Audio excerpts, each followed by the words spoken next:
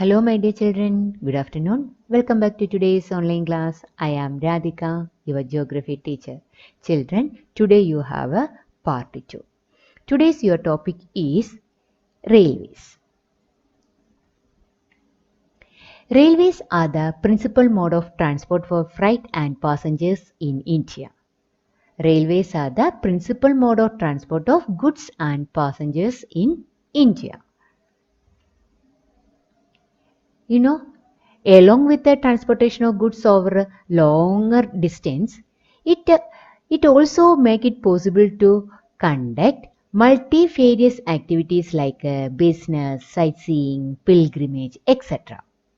Railways also make it possible to conduct multifarious activities. Multifarious activities means different kinds of activities. Okay, like business, sightseeing, pilgrimage, along with the transportation of goods over longer distance. Apart from an important means of transport, the Indian Railways has been a great integrating force for more than 150 years. Apart from an important means of transport, the Indian Railways have been a great integrating force. Integrating force means it is connecting each other. It is connecting different areas together. Okay, for more than 150 years.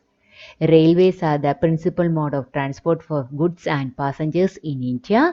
It also make it possible to conduct multifarious activities, different kinds of activities like a business, sightseeing, pilgrimage, along with the transportation of goods over longer distance.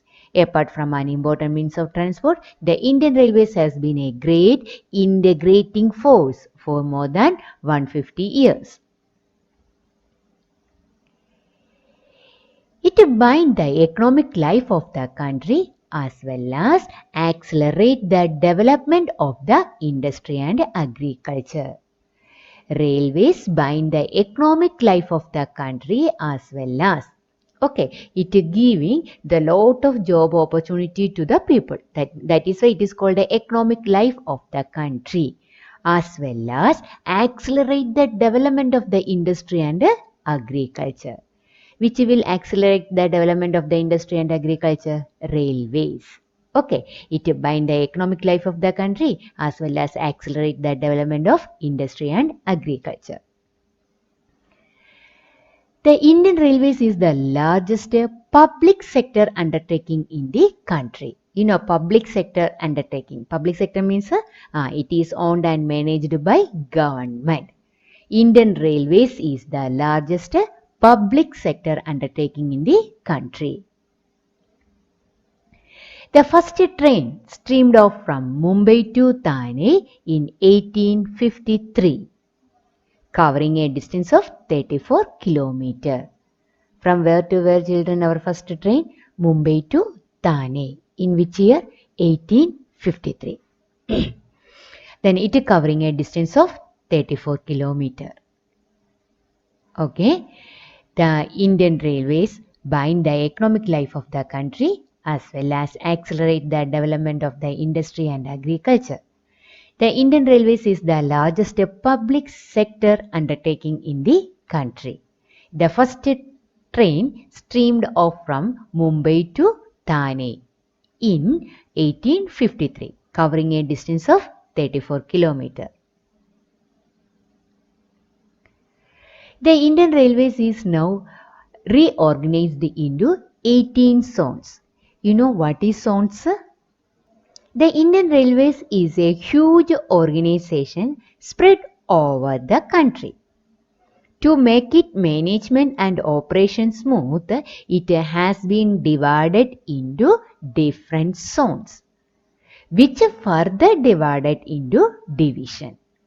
For the operation and smooth functioning of the railways, it have been divided into zones. Then at present, the Indian Railways is reorganized into 18 zones. Okay. Then, railway tracks. We have three type of railway tracks. One is broad gauge. Next one is meter gauge. Then next one is narrow gauge. Railway track. How many railway track we have, children? 3. Broad gauge, meter gauge and a narrow gauge. You know what is the meaning of gauge?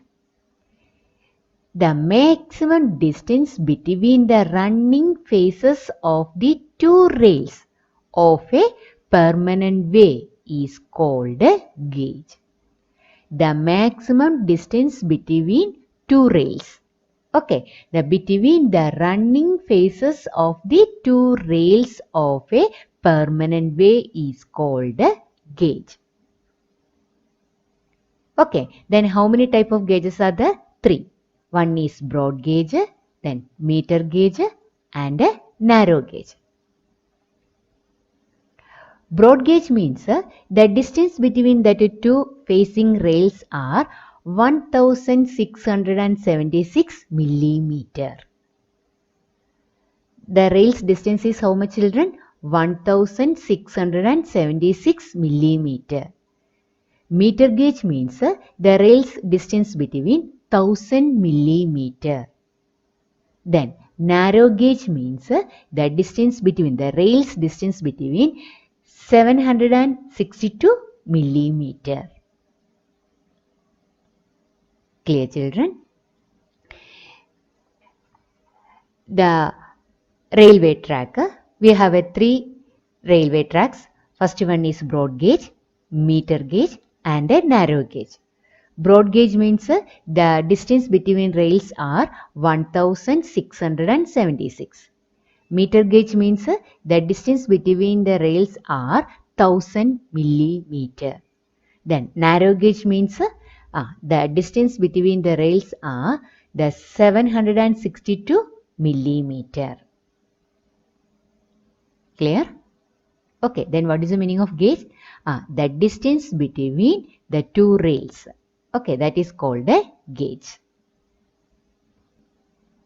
The distribution pattern of the railway network in the country has been largely influenced by physiographic factors. The distribution pattern of Indian railway network is influenced by the physiographic factors. Let's see. First one is Northern Plains. The Northern Plains, with their vast level lands, high population density and rich agricultural resources, provide the most favorable condition for their expansion. That means the Northern Plains provide the favorable condition for the expansion of railways. How the Northern Plains provide a favorable condition for the expansion of railways? The Northern Plains with their vast level land. Which type of land we can see there, children, in the Northern Plains? It is a level land and a high population density and a rich agricultural resources.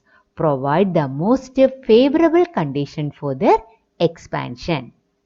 Okay, then next one. Rivers. A large number of rivers requiring construction of bridge across their wide bed posed some obstacles.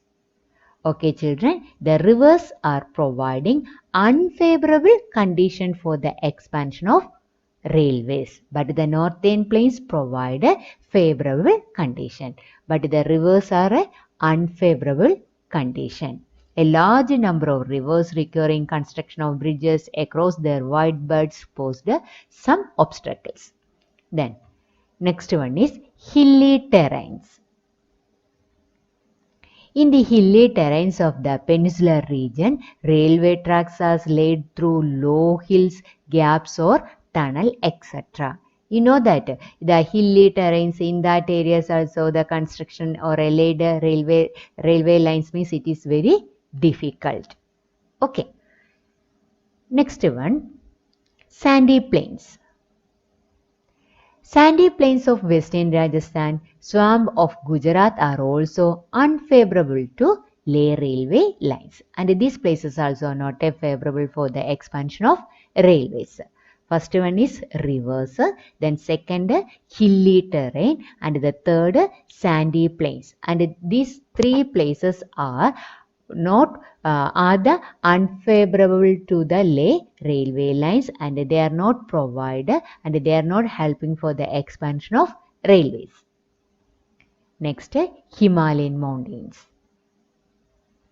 The Himalayan mountains regions too are unfavorable for the construction of railway lines. Clear, children? Only the northern plains and the northern plains provide a favorable condition for the expansion of railways, but the hilly terrains, rivers, sandy plains, Himalayan mountains, these all the places provide a unfavorable condition for the expansion of railways. Clear, children? Railways are the principal mode of transportation for goods and passengers.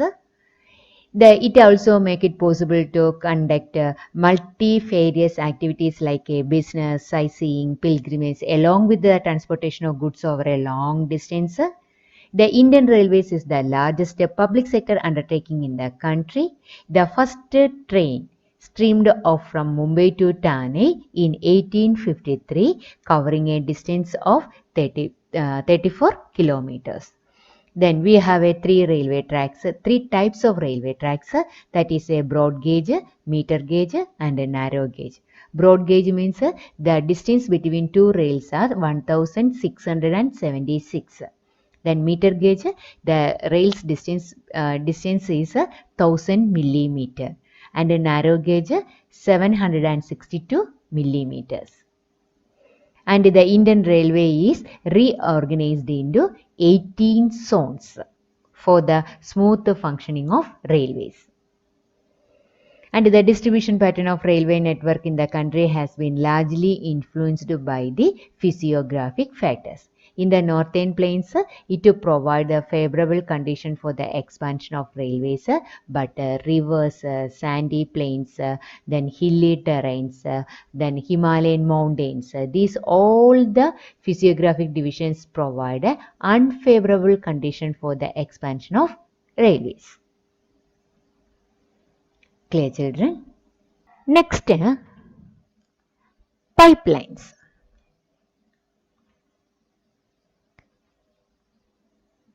Pipeline transport network is a new arrival on the transportation map of India. In the past, these were used to transport water to cities and industries. In the past, we used this pipeline for transporting water to cities and industries.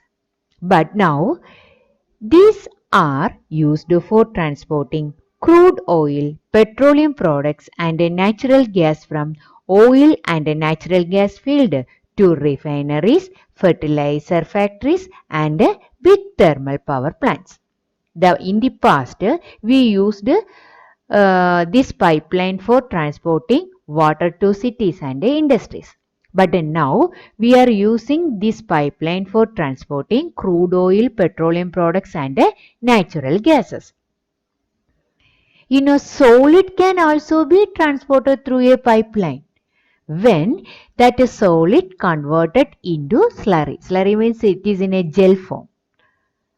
Okay, in the past, we used these pipelines for transporting water to cities and industries, but now we using this pipeline for transporting crude oil, petroleum products, and natural gas.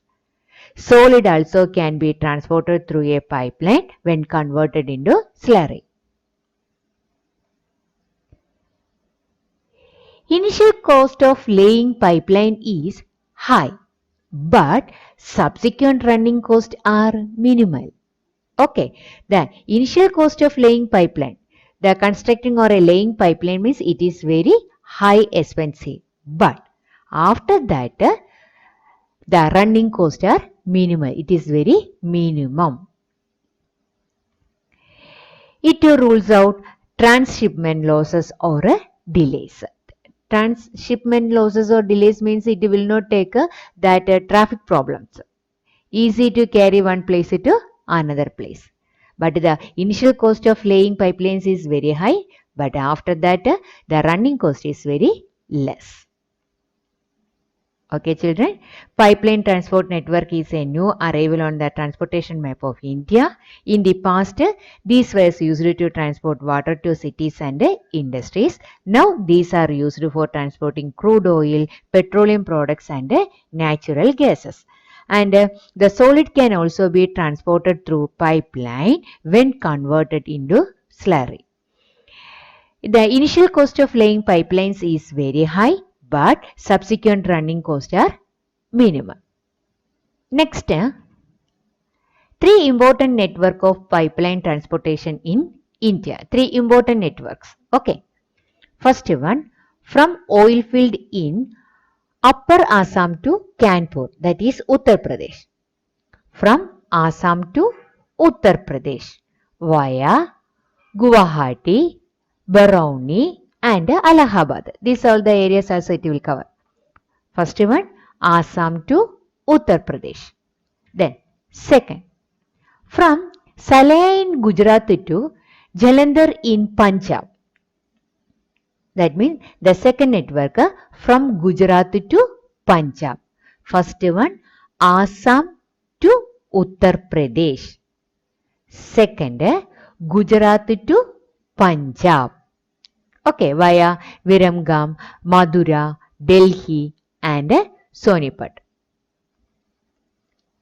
Third, gas pipeline from Hazra in Gujarat connects Jagadishpur in Uttar Pradesh via Vijaypur in Madhya Pradesh.